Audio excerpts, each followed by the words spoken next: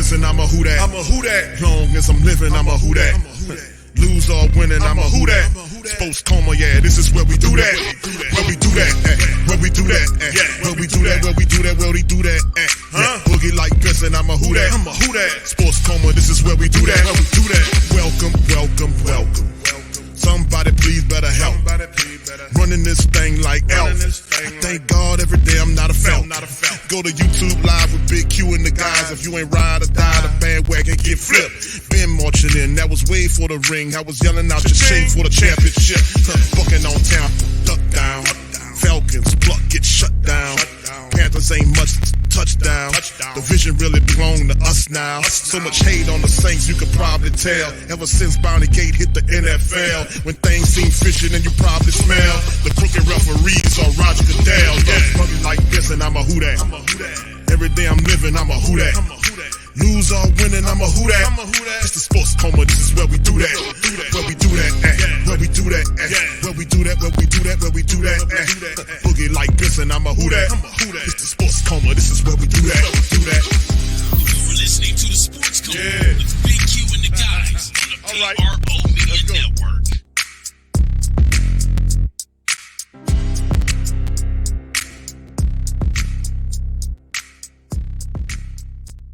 All right, so anyway, let's get to this article right here before we get ready to close the stream. Salary cap addition, Saints makeover. Shout out to NFTR, that's NFL Trade Rumors. Did a really good article about the money. This is a peer into the 24 season coming up next year. So as you can see, according to these numbers come from over the cap. Over the cap is where they get these numbers from. You can see the projected numbers for the Saints. And of course, we know that the cap is going to go up as well. How much of it's going to gobble up the $98.7 million the Saints are currently looking at. So a little backdrop, salary cap. Cap is the maximum of any NFL team can spend over a player's salary, especially every team gets the same pie and can choose how to split it up. Dead money is that term for money that has already been paid to a player and will count against a team's salary cap no matter what. Restructure. Counting trick teams can use to manage the cap in any given year. Signing bonus money is always prorated, spread equally over the remaining years of the contract. That means teams can convert all the minimum of a player's base salary to a signing bonus and reduce the cap hit at the expense of increasing dead money into future years, which is what the Saints do. June 1st designation, trick for teams. After June 1st, when the player is cut, the dead money is split over those 2 years instead of the accelerating to the current year. The team can designate 2 players a year as June 1st cuts, then cut them before the date without the dead money hit. Void years, essentially dummy years. I call them phantom years that are added onto a deal, usually to help spread out the cap hits with restructures. They are not actual contract years that teams or players are required to fulfill. It's just another cap trick, how Mickey spreads out money over these phantom years, which that's how they avoid spreading and making things do. Now that we got that out of the way, the Saints facing $98.7 million. This will be the 4th year they've done a version of this piece looking ahead at the salary cap situation. The Saints will be with the most work to do with the balance books in 24. The Saints will face the biggest deficit yet. They will need to create over $100 million in cap space to be able to function in the offseason. They created well over $100 million in cap space each of the past 2 off seasons in order to have room to operate. And this coming off season, they need to do just as much to break even. Despite the sticker shock the Saints or that Saints have, they might have to give some people, if it's not a surprise to the Saints family members.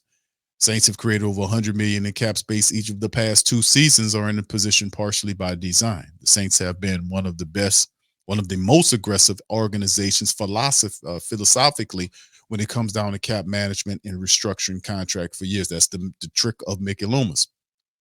2 guiding principles, though, behind the Saints salary cap tactics are the better part of the last decade. First is the desire to always compete, eschewing a reset or rebuilding year in favor of maximizing the chances of any given year of contending for a Super Bowl. When they had Breeze throwing passes and Peyton coaching, that made a lot of sense. The second is that $1 in cap space today is worth more than $1 of cap space tomorrow due to the NFL's consistent salary cap growth over the last 2 collective bargaining agreements. In the CBA, the cap grew by 10 million a year. Under the latest one, it could grow as much as 16 million or more annually. The growth made cap space in the present more valuable than cap space in the future because it represents a bigger percentage of the overall pie. It helped the Saints offset money that they were pushing out to future years. Since then, Breeze is gone, Peyton's gone, and the pandemic caused the NFL salary cap to drop for the first time in a decade, but the Saints doubled down on the salary cap strategy. It's fair to question the wisdom of that given results. They failed to run away with a horrid NFC South. Their offense is stagnant despite paying for a veteran QB Carr this offseason, and their aging defense won't be able to keep them afloat forever. This offseason presents another interesting pivot. If the Saints end up missing the playoffs, they will have to consider making major changes to the coaching staff and front office. They resisted shaking things up in the name of continuity, but that gets harder and harder to justify without results. If they decide to finally can't avoid hitting the reset button, all bets are off for now until they proceed. So over the next 3 weeks, a lot will tell if a lot of the philosophy or perhaps what this writer is conveying to us will actually be the case. The Saints, and this is something that Mickey Loomis, and that's here come that memory again. We talked about this before the season started when Mickey Loomis got on the mic. He talked about moving everything back to center.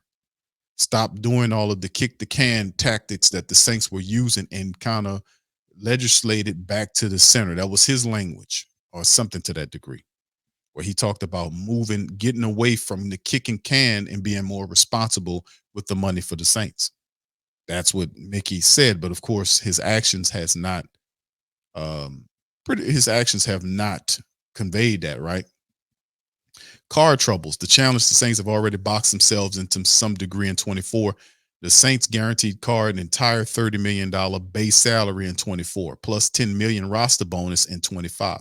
That becomes guaranteed in March 17th of 2024. The only way to cleanly escape all of that is via trade, and given the way Carr has played the season, it's highly improbable another team bails the Saints out. Cutting Carr before his bonus is due will at least save $10 million, but then the Saints will need to find a new starting quarterback with $30 million less to work with. Maybe that's the best option in the end, but it's clear from the way the contract was structured that both sides envisioned it at least 2-year commitment. There are void years through 29 that would enable the Saints to restructure Carr's deal for a maximum savings in 24 and 25. Restructuring Carr in 24 would add $23 million of much needed cap space flexibility, but it would limit their options again the following offseason by increasing the dead money burden.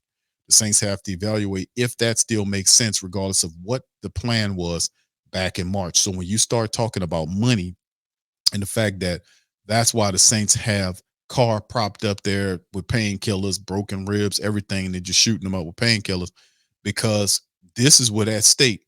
If the Saints don't make the playoffs, Mickey Loomis could get fired, Dennis Allen can get fired. A lot of stuff can shake and happen, because if they don't make the playoffs for a third straight year, the Who Dat Nation is not going to support this team like that. They know that. They know they're already suffering from some support issues right now because of bad play. Now, they did beat a bad Carolina team who couldn't make a completion, and they did beat a new Giants team who were on a 3-game winning streak. So you can't take that away from them. The Giants were actually playing good football until the Saints smacked them down. But in the end, that's just 2 games. Like I've said before, not trying to steal your joy. I'm just citing facts in history. The Saints have had 3 2-game winning streaks this year. And most of the 3 game, they had 3 2-game winning streaks. And after the 2-game winning streaks, the Saints had losing streaks after the 2 wins. Can they change that? Now, they got to win out because it's time to play. But there is no turning back from the Carr dilemma. The Carr dilemma is they have to operate through him, monetarily speaking. Restructure candidates. Let's leave Carr's contract alone for a moment. The Saints will need to restructure a long list of players to get under the cap, even if they decide to hit the reset button. And the Saints, he's right on the reset button. The Saints never want to use the reset button. They will talk Drew Brees, give him a blank check. And that's what happened the last several years when the Saints should have drafted Lamar Jackson and Sean Payton didn't draft him, because Sean Payton's weakness is it's like kryptonite. For him, is that he can't develop a rookie quarterback. That's why he always looks for a veteran that had several years under his belt to teach a system to. That's why when he was looking around for teams to go to, he was only pinpointing teams that had veteran quarterbacks or quarterbacks he can work with. He wanted to go down to Arizona, but he didn't like the report that they got from Kyler Murray and when would he be available to play. He didn't want that, so he went to Denver, where Russell Wilson was at. Now he's having some success up there with the veteran. He cannot school or bring up rookie quarterbacks. That's one thing Peyton has never done. Now, if he can do it, I never seen him do it. You know, I never seen it. The Saints will need to restructure a long list of players to get under the cap, and then you have the restructure savings of some of these players. Lattimore, who was given a contract several years ago, over $10 million. Ramczyk, definitely Ramczyk. I've often talked about Ramczyk being overpaid. He's not lived up to that contract. He's been dealing with knee issues, and he looks, I ain't gonna say he's a shell of himself, but he's very normal looking. He's very normal looking, and word on the street is that knee's not getting any better. So they have to do something about this whole situation with Ram. They're gonna have to take some of that money back. And matter of fact, the restructuring savings is a lot larger for Ramczyk. They definitely have to think about that. Then you got Demario Davis with 8, Cam with 9.4, Eric McCoy 6.7, Ruiz 6.6. Let me tell you something. Saints going to touch every last one of those contracts.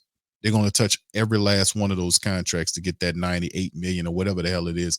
And after the salary cap goes up maybe 16, 15, wherever that, between 10 to $16 million, wherever it's going to fall, to take some of that money off. For the Saints, they're going to have to touch at least 10 of the top contracts to get all that money. I wouldn't be surprised if they run through all of those because they're going to not only have to get into the black from the red, but they're going to have to open up money so they could participate in free agency and pay their rookies, whoever they draft. So yes, they got 9. And then if you look at all this, what they got here, that's almost $100 million in cap restructurings that can get back. And of course, he goes into the individual breakdown about some of these guys. We're saying that only one decimal shown simple restructures with no void years. Lattimore and Ramczyk, top of the list. Even though they're older, Cam Jordan, Demario Davis are likely restructure candidates. Saints guaranteed Jordan $13 million in 24. His new deal that's past summer, and Davis is still playing at a high level, even though he's 35. During max restructure with void years for those 4 players would create $40 million in space, a big chunk, but still not even halfway there. McCoy, Ruiz, and Granderson are on the list. All of them have signed extensions. Ruiz and Granderson a bonus in 24, especially specifically to be restructured. That's another 20 plus mil. Players like Jamal Williams, Nate Shepard, James Hurst, JT Gray, Foster Moreau. I want to say James Hurst is a free agent. I think Hurst is a free agent, if I'm not mistaken. I'm going to have to check that. JT Gray, Foster Moreau, Kalen Saunders aren't core players, but they're already have guaranteed money or have played well enough to be in the team's plans for 24. I don't know about Hurst, even though it's just the thing, like with the Saints, I really do think, and they probably won't do it, but the Saints really need to really truly consider kind of upgrading the offensive line. Like James Hurst gave us a lot of years, but James Hurst is not who he was years prior. I mean, he's went down, you know. We really need to find us in the draft or perhaps in free agency. If we can afford to, we need to retool the left side of the offensive line. And I'm gonna give you my little breakdown at the end of the season when the season's over with. I'm gonna give a whole little presentation on what I think the Saints should do at the end of the year. And I'm gonna have all of my facts and stuff and all that and make it like a presentation to the family members. We'll do that at the end of the year. That takes us to some trickier decision. The biggest remaining cap hits on offense outside of Carr belonging to Kamara, Taysom Hill, and there's a case to be made that those two have been the Saints' best or at least their most consistent players on offense this season. But Hill would be 34 and 24 and still a gadget player the Saints sometimes struggle to integrate effectively into the game plan. Kamara will be 29, which is nearly equivalent of 34 in running back years. Restructuring either player comes with some downside. Still, the Saints don't have a lot of options, and the way Kamara and Hill have played in 23 would endure some confidence. Kamara's deal actually already includes a void year of 24 restructure, which would save $8 million. Restructuring Hill contracts adds another almost $7 million. So as you can see, they got them beat down. Now that's enough to put on their back. But there are some people that are not going to be on the 53-man roster, and they got to sign the draft picks, let alone any other moves. They will have one June 1st designation to use. If they cut Michael Thomas, probably for real this time after two sides hammered out at least a last minute extension. Andrews Pete and Jameis Winston are candidates, but both using on Winston will save a little more in cap space because Winston's a free agent and Andrews Pete is gone. So that's $7.3 million the Saints have put towards signing draft picks. Other contracts the Saints can look forward to creating space for them is Tyrann Mathieu. Marcus May is another dude. Do we really need Marcus May? You know, we might have to consider, like, we looking at some of the veteran players. Marcus May's missed some games. He missed games last year. He missed games this year. And Jordan Howden's been playing knockdown, drag out football for the Saints. Do we really need Marcus May back? Is what I'm saying. But anyway, Juwan Johnson, all three would be entering contract years in 24. The savings of cutting each player would be minimal, but the restructurings over a net $14 million additional cap space. Both May and Mathieu are over 30, and Johnson didn't follow through on what he expected to be a breakout season. But we still have a couple of games, Juwan Johnson, and that's not all on Juwan. You know, and some of our wide receivers, you got to factor the quarterback, offensive line in there as well. But at the risk of sounding like a broken record, the Saints don't have a ton of options. The TL or DR. A lot of words to say. The Saints basically need to restructure everyone not named Carr, even field the team in 24, maxing out everything and using June 1st cuts on Thomas and Winston, giving the Saints around $13 million in effective cap space, which is enough to maybe sign a cheap veteran or two, not materially addressing a flawed roster outside of the draft. If they run it back with Carr, they can add another $23 million via restructure that gives them a respectable offseason budget, albeit one with no margin for error. But if the Saints want to get off this hamster wheel of contract restructures, they probably need to make Carr a June 1st cut, draft a replacement, or start 2023 first round draft pick Jake Haener, or both, max out their restructures and operate in a shoestring budget with an emphasis on finding young, cheap contributors for 25 and beyond. It will be fascinating to see what path the Saints choose. It all depends, because it's hard to put a stamp on it, because they don't, most of the times they don't operate like a team that have some sense. They don't operate like a team that have sense sometimes, you know. So we're going to see how it all hammers out, man. But that's a little look into the future of what the team is looking like, fam, in 2024. So we still have a lot of time here. And based on what the team does over the next 3 games, we'll decide on what the future could be for the Saints. They got, you know, if they have to make the playoffs, and that's what this is. This is a playoff or bust year for this team. They got to step up and handle the business. So anyway, with that being said, fam, we're going to get ready to get out on it. I hope y'all enjoyed the stream today. Much love for the fam out there, man. I appreciate y'all for being this one, man. Like I said, man, we'll be back on Patreon Tuesday tomorrow to kind of look at the film on there as well. But yeah, it's a lot of stuff going on to Saints. The Saints have a lot of pressure on them to perform this year. Even though we just kind of focusing on this year, we talk about what they need to do. Getting win. They're spending all of this money on Derek Carr. They've really kind of put all their chips on Carr. That's a lot of money to give him. And they really gave him the money thinking that he was the last piece that could guide the team back to respectability. The Saints team wasn't a team that was down in the dumps. This was a team loaded with talent on both the defense and offensive side of the ball. Splendid contract for Jamal Williams. That is a perfect compliment for Alvin Kamara. Just disappointing that Jamal Williams' numbers are what they are this year, and Alvin's numbers are what they should be vastly greater than what they are. It was just totally under the utilization of our offensive assets. Even when we had them healthy, it was just all of this foolishness, and they should have moved like a team that had urgency from week 1 to 2, as opposed to sit there and wait for things to happen. Now you sitting at 7-7. It's nothing to smile about. You're still at 7-7. You happen to fight back to 500. The team got a history of, once they win 2 games in a row, they then go on a losing streak. Can they break their old rhythms, their old habits? Can they win out for the rest of the year? The answer is that, of course, the Saints, Mickey and Gail and everybody, they want the Saints to win out, because that's the only way the Saints going to get in the playoffs. Now, you might lose a game here and something fall into their laps, and they might have Tampa to lose another one. But if you really want what you say you want, which is the playoffs, you would want to win these next 3 games. You know, you're going to have to beat these teams, and probably the Rams are going to be the tougher of the 3 teams that they play, because how the Rams are. They play real well up in SoFi. You know, they got the Tampa Bay Buccaneers team they're going to be dealing with. But at the end of the day, the Saints backed themselves into a corner, man, and they got to fight like a possum to get up out like a possum with his back up against the wall. They're going to have to scrap and fight to get it. All right, so anyway, with that being said, man, I'm going to get out on that, man. Shout out to family. Let me hit a couple of comments before I leave. Daniel says to the team and ones that don't perform well and replace them with players that actually want to be Saints and that would actually love the city of New Orleans, Louisiana. Who that? Thank you, Daniel. Appreciate that, bro.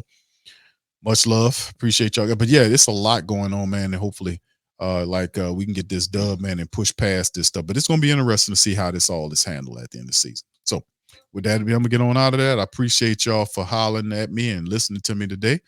I'll be back Tuesday on Patreon for the family members. We'll go over it all 22 on the game. We'll go over some other stuff as well. We'll talk about all the latest news on Saint stuff on Patreon Tuesday. So if you want to join us on that, feel free to head on over to www.patreon.com/the Pro Media Network. That's www.patreon.com/the PRO Media Network. With that being said, I'm going to holler at y'all on the flip side. Much love. Who that?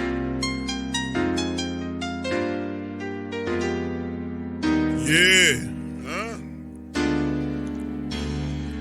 Boogie like Benson, I'm a who that. Long as I'm living, I'm a who that. Lose or winning, I'm a who that. Sports coma, yeah, this is where we do that. Where we do that at. Where we do that at. Where we do that, where we do that, where we do that at. Boogie like Benson, I'm a who that. Sports coma, this is where we do that. Where we do that. Welcome. Somebody please better help. Running this thing like Elf. I thank God every day I'm not a felt. Go to YouTube Live with Big Q and the guys. If you ain't ride or die, the bandwagon get flipped. Been marching in, that was way for the ring. I was yelling out your chain for the championship. Bucking on town, duck down. Falcons pluck, get shut down. Panthers ain't much touchdown. The vision really belong to us now. So much hate on the Saints, you could probably tell. Ever since Bounty Gate hit the NFL, when things seem fishy and you probably smell the crooked referees on Roger Goodell. Yeah, like this and I'm a who that. Every day I'm living, I'm a who that. Lose or winning, I'm a who that. It's the sports coma, this is where we do that. Where we do that at. Where we do that at. Where we do that, where we do that, where we do that at. Boogie like this and I'm a who that. It's the sports coma, this is where we do that. You're listening to the Sports Coma with Big Q and the guys on the PRO Media Network.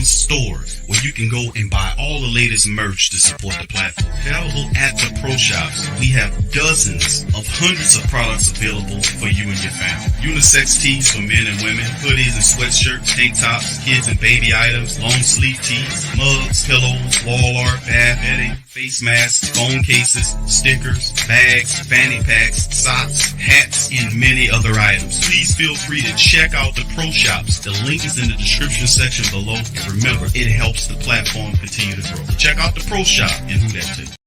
TheWhoThatDaily.com. That's right, TheWhoThatDaily.com. Your one-stop shop for everything New Orleans Saints, New Orleans Pelicans, LSU Tigers, even the top flight boxing news. So if you're a Who That and you're looking for a place to stay up on your team, WhoThatDaily.com is your site. TheWhoThatDaily.com for the sport Who That in all of us.